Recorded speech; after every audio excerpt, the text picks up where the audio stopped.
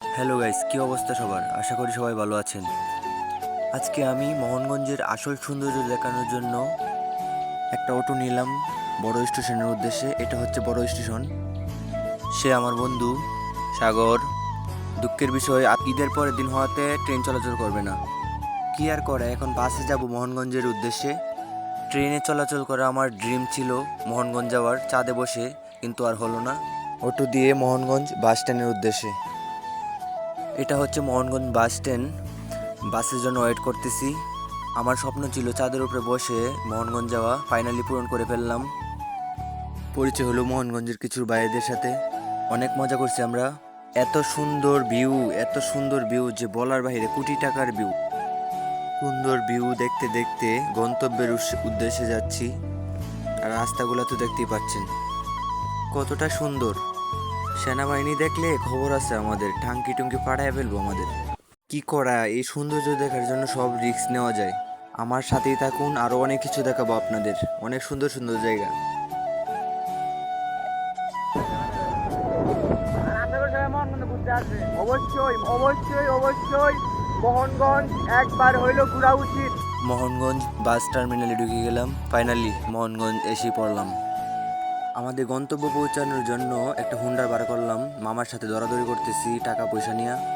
মামা বলতেছে জায়গাটা অনেক সুন্দর। সত্যি শুরুতেই এত সুন্দর ভিউ দেখবো ভাবতে পারি নাই, মারাত্মক সুন্দর। এই জায়গাটা খুব পপুলার। এটা হচ্ছে হিজল বাগান। এটা হচ্ছে হলো শুকনা সিজনে অনেক সুন্দর লাগে, আর এমনি পানি সিজনেও ভালো লাগে, কিন্তু শুকনা সিজনে অনেক পর্যটক আসে এখানে। আল্লাহ তাআলার কি কুদরত, আর এত সুন্দর ভিউ, এত সুন্দর ভিউ বললাম, আমি আগেই বললাম, কি বলবো, এই প্রশংসা করতে করতে আমি প্রশংসার ভাষা নেই। এত সুন্দর ভিউ। হাওরের বুক চিরে একটা ছোট রাস্তা বয়ে গেছে, অনেক সুন্দর একটা রাস্তা। আমার গন্তব্য উদ্দেশ্যে চলে যাচ্ছি। যতই দেখতেছি ততই মুগ্ধ হচ্ছি। পরিবেশ এত সুন্দর, পরিবেশ যতই দেখতেছি ততই ততই মুগ্ধ হচ্ছি।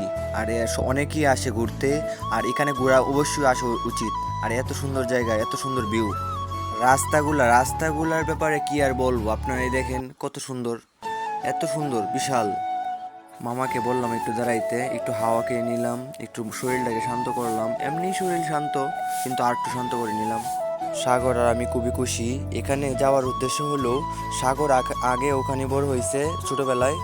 আজকে প্রায় 15 বছর পরে ওর জন্মস্থান দেখতে যাইতেছি। আর ওয়াইও খুব এক্সাইটেড, আমিও খুব এক্সাইটেড। আর পরিবেশ ওয়াই দেখে মুগ্ধ, আমিও দিকে মুগ্ধ, একদম ফিদা হয়ে গেছি। মোহনগঞ্জ এত সুন্দর আমি আগে জানতাম না। ফাইনালি গন্তব্যে পৌঁছে গেলাম। আর গন্তব্যে পৌঁছাতেই রুমের সাথেই নদী, আবার অনেক সুন্দর একটা ভিউ সকালে।